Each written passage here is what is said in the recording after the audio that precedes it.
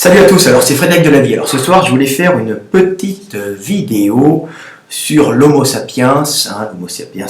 l'homme qui sait qu'il sait, et sur la conquête du monde par l'Homo sapiens. Alors il y a un mythe qui est en train de partir en fumée actuellement, c'est le fait que l'homme serait sorti d'Afrique il y a à peu près 100 000 ans, on va dire, entre 156 et 100 000 ans, il serait passé au Moyen-Orient, l'Homo sapiens. Ensuite, on l'aurait retrouvé en Asie à moins 60 000 ans. Je marque les dates ici parce que c'est pas ce qui m'intéresse le plus. Les dates, c'est plutôt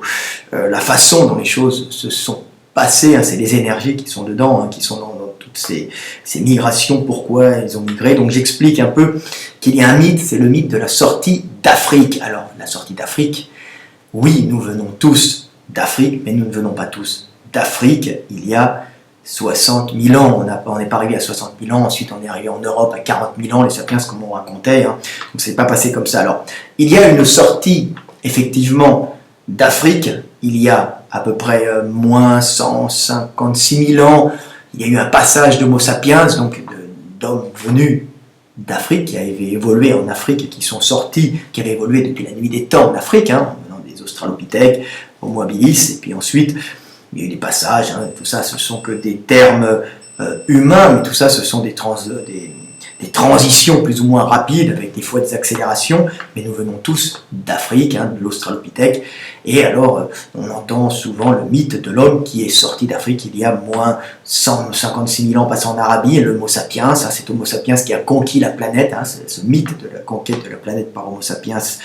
alors qui est sorti ensuite, il y a moins 100 000 ans, il était au Moyen-Orient, dans la grotte d'El Cavallo, ensuite dans la grotte d'El Cavallo en Italie, moins 44 000 ans, donc on voit moins 100 000 ans Moyen-Orient, moins 44 000 ans Italie, on retrouve des Homo sapiens, ensuite on retrouve aussi des restes d'Homo sapiens qui sont remontés en Europe, qui sont repassés en Europe pour tourner vers l'Europe, de moins 44 000 ans, alors comme j'ai dit en Italie, pareil, moins 44 000 ans, Ken Cavern en Angleterre, on retrouve l'Homo sapiens à moins 60 000 ans en Asie, et puis moins 36 000 ans en Amérique, la conquête de l'Amérique par l'Homo sapiens avec les glaciations. Donc c'est glacé, la mer descend, il fait très froid et on peut passer en Amérique. Et là, à moins 35 000 ans, l'Homo sapiens conquiert l'Amérique, et après on voit aussi à moins 40 000 ans, l'Homo sapiens redescend par le sud, donc un peu avant, et conquiert l'Australie, parce qu'il y a des passages, il se fait froid, à chaque fois on se déplace, on passe les mers quand il fait froid, puisque l'eau se transforme en glace, le niveau des océans baisse, il y a des variations sur Terre, et quand il fait plus froid, on voit qu'il y a des avancées humaines, parce que l'eau baisse, et à ce moment-là, on peut passer des bras de terre. Donc, il y avait cette histoire de l'Homo sapiens qui a colonisé le monde il y a... ça a commencé à moins 156 000 ans et ça s'est arrêté, c'est allé jusqu'à maintenant, Alors on dit voilà, nous sommes tous des Homo sapiens. Sauf que cette sortie d'Afrique n'a pas eu lieu il y a moins 60 000 ans principalement, parce qu'ils étaient restés au Moyen-Orient. Donc moi, on va dire que ce n'est pas une sortie sapiens. L'homme n'est pas qu'une sortie sapiens. L'homme est bien plus complexe que ça, et l'homme est pluriel, entre guillemets, c'est-à-dire que nous venons tous d'Afrique, effectivement, mais nous venons tous d'Afrique avec des montées progressives au cours du temps, c'est des montées qui se sont établies en Europe, en Asie, qui se sont spécialisées, qui ont évolué chacune de leur côté, mais au gré des glaciations, et puis au gré des migrations humaines qui se sont remélangées avec les nouveaux migrants qui arrivaient. Donc, il y a à peu près 1,5 million à peu près d'années, il y avait l'Homo erectus, l'Homo erectus qui a colonisé à peu près, qui était en Asie, 1,5 million en Asie centrale et orientale, l'Homo erectus qui était monté d'Afrique avant l'Homo sapiens, et effectivement on suppose que l'Homo erectus a formé des sous-espèces, des groupes qui se sont adaptés aux climats locaux, qui ont évolué de leur côté avec une évolution génétique, mais ces évolutions, on commence à s'en apercevoir, on va bientôt le prouver, on s'aperçoit avec les tests sur l'ADN qui sont réalisés par exemple Svante Pääbo de l'Institut Max Planck en Allemagne, en ancienne Allemagne de l'Est, à Leipzig, hein, voilà. Donc ils font beaucoup de tests là-dessus, les Suédois sont aussi en avance sur les tests génétiques, hein. Donc ils font des tests et on s'aperçoit que tout ça c'est un mélange et que c'est la famille tuyau de poil, tout le monde couche avec tout le monde, bien qu'il y ait des évolutions particulières de peuples qui ont évolué dans leur coin, mais qui n'étaient pas génétiquement vraiment tellement éloignés des autres qu'il ne pouvait pas y avoir de passage. Pourquoi? Parce qu'il y a toujours eu de l'apport de matériel génétique par des migrations elles-mêmes en petite quantité qui ont permis à ces groupes qui étaient isolés depuis 1,5 million d'années, hein, en Asie par exemple, de continuer à être interféconds avec les nouveaux arrivants qui eux avaient évolué en Afrique. Donc c'est un peu différent. Alors plus ça va, plus on s'aperçoit qu'il y avait des espèces d'hommes avant Sapiens, hein. Alors il y avait Néandertal, alors on dit tout le temps que, vous savez, c'est le mythe de Néandertal qui aurait été,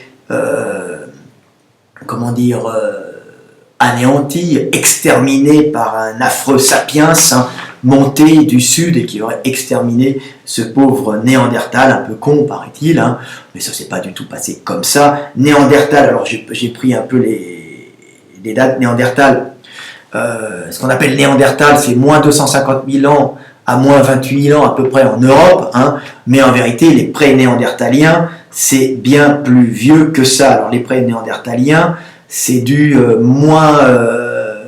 700 000 ans en Grèce par exemple, donc on voit ce sont des montées d'Afrique, hein. Néandertal ce sont des hommes, ce ne sont pas des sapiens, parce que sapiens c'est une évolution d'Afrique totale qui est remontée il y a moins 150, moins 100,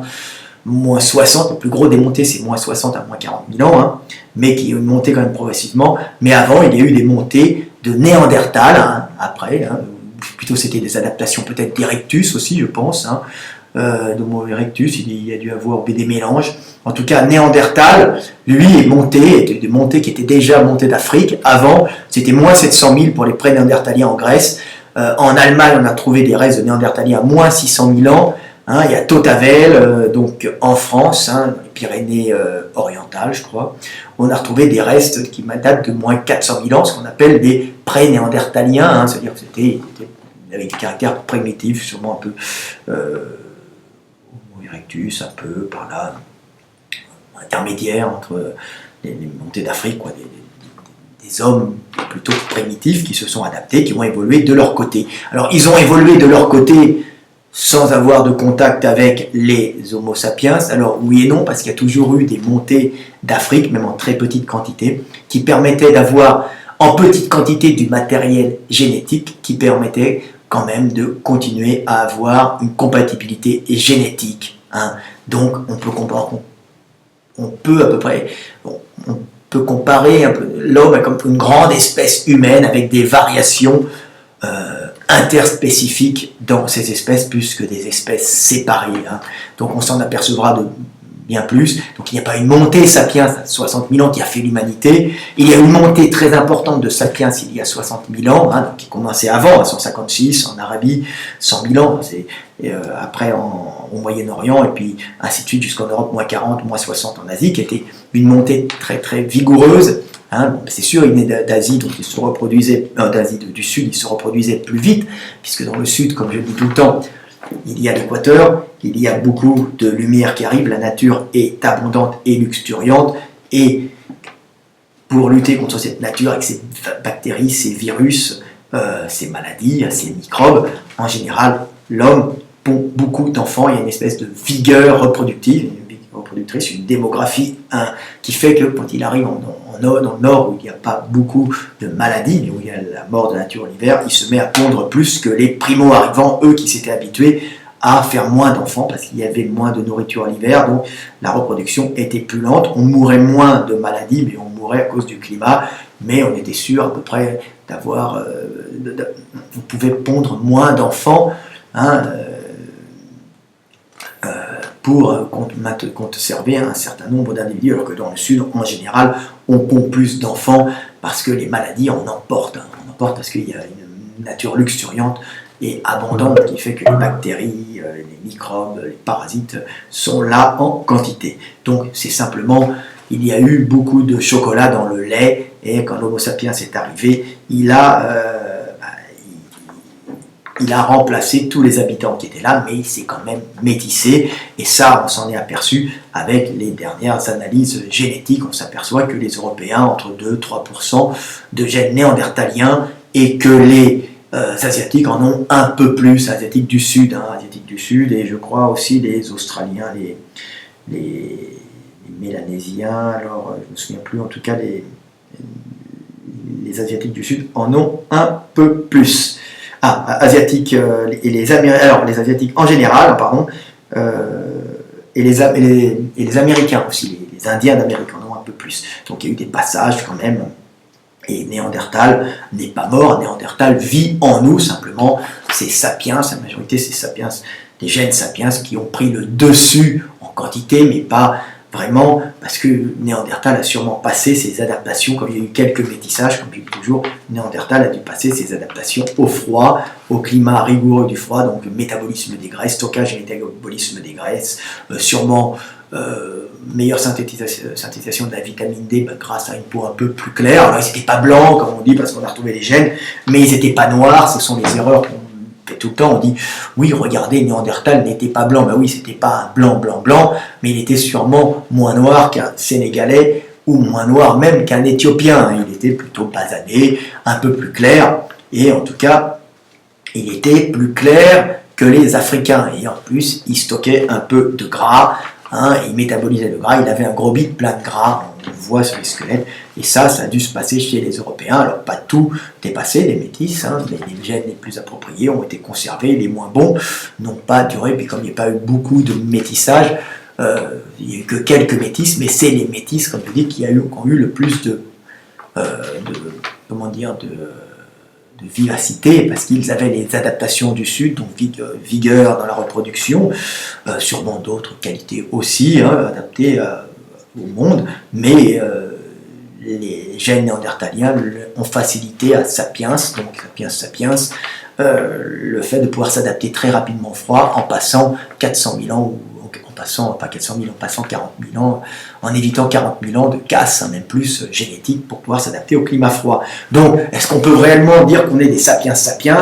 Oh, non, on est des homos et on est des sapiens, mais le sapiens sapiens est un mélange de plusieurs espèces, en fin de compte, qui étaient déjà là en Europe.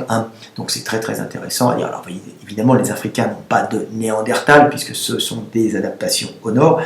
mais nous, les Européens, nous avons du Néandertal, et on peut considérer ça comme une espèce homo qui était sur toute la Terre. Évidemment, ils n'étaient pas nombreux, mais ils se reproduisaient parfois entre eux, il restait entre eux une compatibilité génétique, parce qu'il y a tout le temps eu des mouvements de population et l'amour entre certaines personnes qui ont fait qu'il y avait du passage de matériel génétique, et que ce matériel génétique passé permettait de conserver une compatibilité, même réduite, mais une compatibilité entre les groupes humains. Alors on s'aperçoit de plein de trucs, on s'aperçoit aussi qu'il y avait